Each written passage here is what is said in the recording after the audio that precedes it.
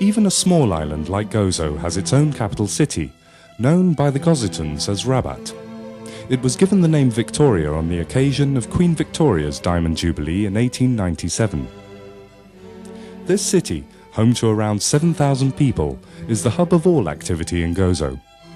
Towering above Victoria is the Citadel, a walled city within a city, strategically positioned on a hill in the centre of the island with an uninterrupted view all the way down to the sea. From its ramparts one can see almost all of Gozo and take in an unrivalled vista of all the villages.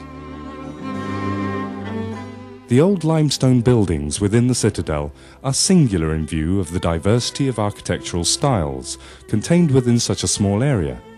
From the cathedral, a delicate yet uncomplicated piece of Baroque, to Palazzo Bondi, from the derelict Norman area to the bastions and the houses in the small winding alleys.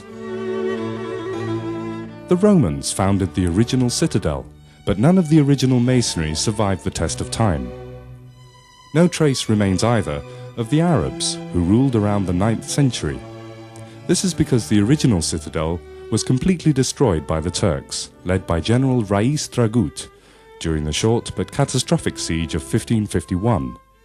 In fact, until the mid-1600s, all Gozitans used to spend the night within the walls of the city, and those who did not risked being captured for slavery.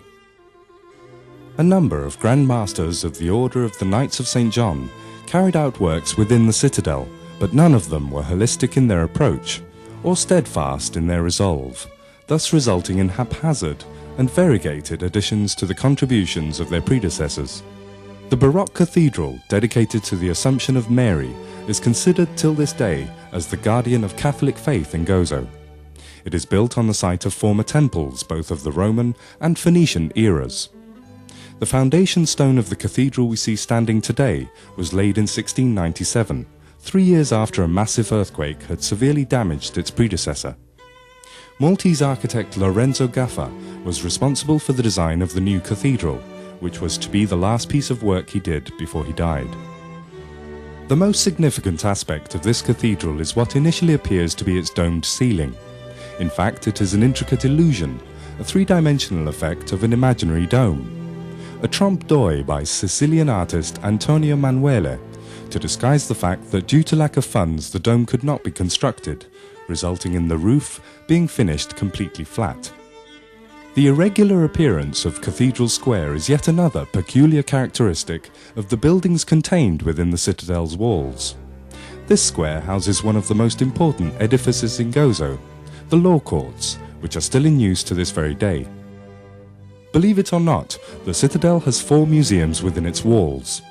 The Archaeology Museum is housed within Palazzo Bondi, and although quite small in size, boasts of a range of artifacts spanning a number of centuries. The simple Gozitan way of life is clearly depicted in the Folklore Museum, which is housed in 3 15th century buildings next to each other.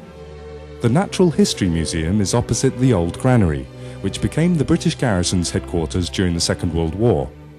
The Cathedral Museum is in a vault, displaying mainly ecclesiastical silverware and paintings of bishops who came from Gozo.